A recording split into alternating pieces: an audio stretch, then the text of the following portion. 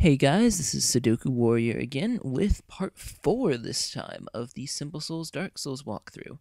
Alright, so where we left off, we just finished taking out the Taurus Demon. So what you're going to want to do is head back down to that merchant from before and buy a couple more firebombs. Same rules as ever, make sure you kill everything so nothing follows you. Just take him out here. Alright, and then two-hand your weapon and head off to these guys. The firebombs are for taking out a mini-boss named Havel the Rock. He is a knight that lives at the bottom of the tower where we headed up to the Taurus Demon boss fight. Alright, so go buy those firebombs real quick. Buy as many as you can, and then head back over to that tower. Alright, so for this part of the game, you're going to want to be at as close to 25% equip load as you can be, or under. You're going to need to have a shield and a sword, though, at bare minimum. And this is so you can roll dodge really quickly, because Havel has a gigantic dragon tooth that he uses as a hammer, and that will decimate your health and is guaranteed to kill you in one hit. Alright, so with these guys, usual tactics apply. Stay back, back out from their range, and then stab them. Sometimes this guy likes to jump around. Alright. Just keep working your way up through here. If you haven't already been through this little building right here, in the room to the left, well, not the left anymore, but when you go in, there's a room to the left, and in there there's a chest at the rear of the room that has 5 black firebombs in it. Taking out these guys should be no big deal. Don't forget to get the sniper up in the tower, or he will shoot you in the back of the head when you're fighting the rest of these knights. Got him. And then head down and take out all these guys again.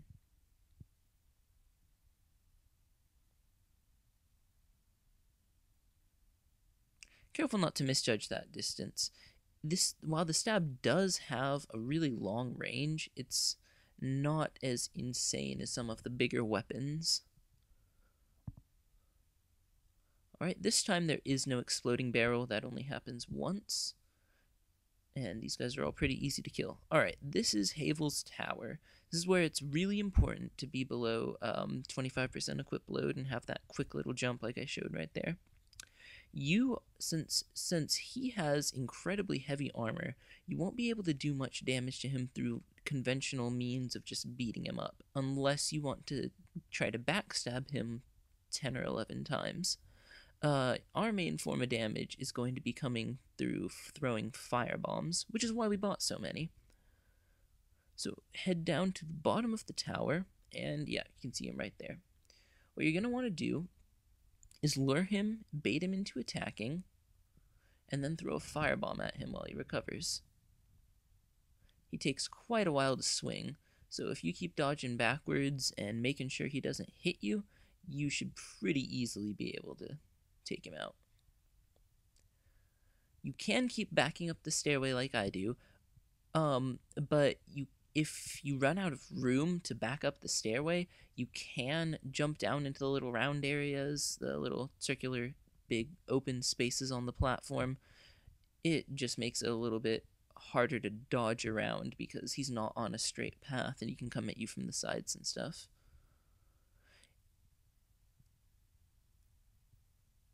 If you block and you have good HP, you can get away with maybe blocking one hit. Only if you get the very tip of his weapon.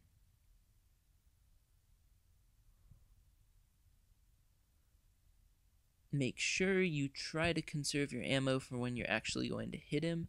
But firebombs are pretty cheap, so if you fail again, you can just go kill a couple things, get some souls, and go buy some more.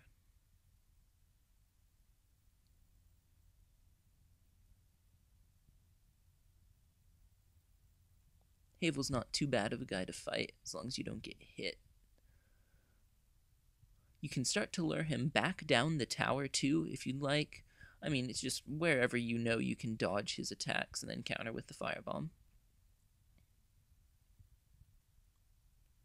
It's a little bit, when you're coming downstairs towards him, it's a little bit odd trying to fight him because you don't quite have the visual range, and and looking up at your enemies makes it a little bit harder to dodge and stuff.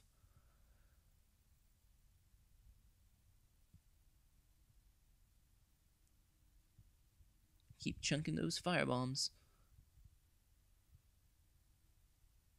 Yeah, his shield has a massive amount of fire resistance, so that's why you want to get him when he's recovering from his attacks and he doesn't have his shield up. And then the next couple of these should finish him off. Oh, that actually broke his guard. He does take quite a bit of fall damage because he's so overweight. So if you run out of ammunition, you can always just continue to make him fall off of ledges chasing you and stuff. But he drops what is, without a doubt, probably the most useful ring in the game. It multiplies your the equipment load that you can use by 1.5, which it may not seem like a lot, but we go from not being able to wear even a full set of armor and have a shield and a weapon to having more than enough carrying capacity to carry them both at half without even filling up half of our weight. So, yeah. It's probably... we're going to use this ring for the rest of the game. It enables us to wear heavier armor sets and retain mobility. Just keep running across this bridge here, and in just a minute, we're going to meet one of everyone's favorite NPCs, Solaire of Astora. He is, some people think that he's the son of the main god of the game, Lord Gwyn. Alright, okay, for this bit on the bridge, you're going to want to run out on the bridge and immediately come back, because a dragon swoops overhead, and the flames that it breathes do enough damage to one-shot you, especially at this early stage of the game. And this dude is Solaire. Talk to him, answer yes to his questions, and he gives you some useful stuff for summoning help for co-op, and he gives you an item that lets you lay a summon sign yourself. When you get near a boss, you can, if you're online and you're in human form, not hollow, you can summon help for boss fights. Makes the game a little bit easier. He's fascinated with finding his own sun and spends a lot of time burning his retinas out staring at it.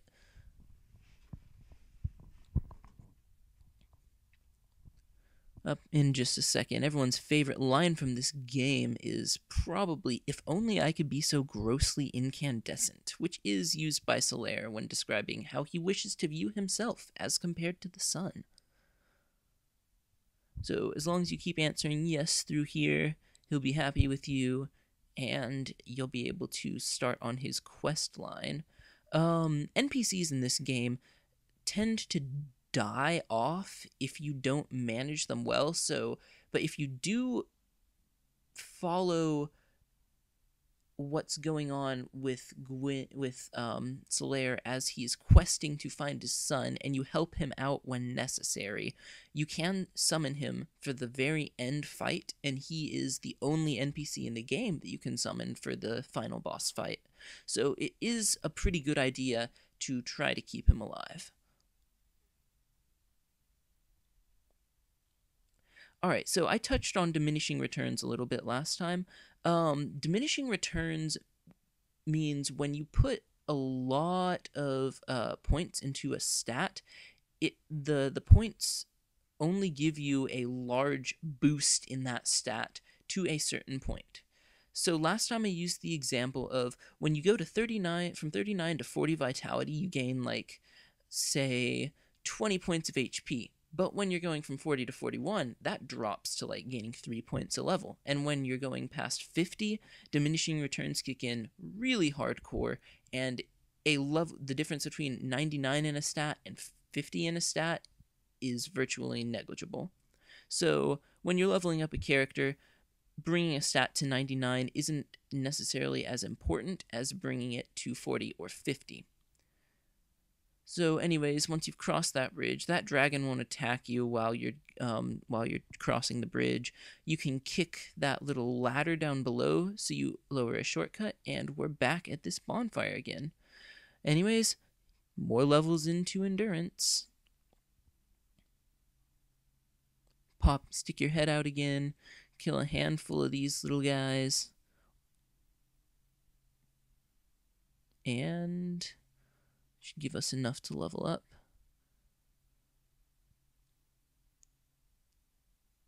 That little flying attack is ridiculous. They can home on you from pretty much any distance.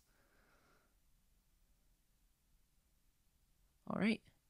And that is almost it for today, but if you go back up to that bridge with the dragon, you will want to pop up here, come into this little under area, run up onto the bridge, and immediately run back downstairs. When you run back up onto the bridge, it'll make the dragon mad, and it'll breathe incinerating fire again, and come back up and run across to this little alcove over here. This area is safe from his fire breath, but he will eventually jump off from his perch, and we can use that chance to run past him to the next bonfire. Should happen any minute now. Oh, yep, there he goes. All right, as soon as he jumps off his perch, sprint past him. He's going to breathe fire, and make sure you grab the claymore, because it is going to be our weapon of choice for the rest of this playthrough. You can see him there. He's not going to attack you while you're in here. All right, well, it may force you to get up from the bonfire because there's a couple undead alive on the bridge, but if you kill him, you can sit down and rest. Well, that should do it for today. I'll see you guys next time. Peace.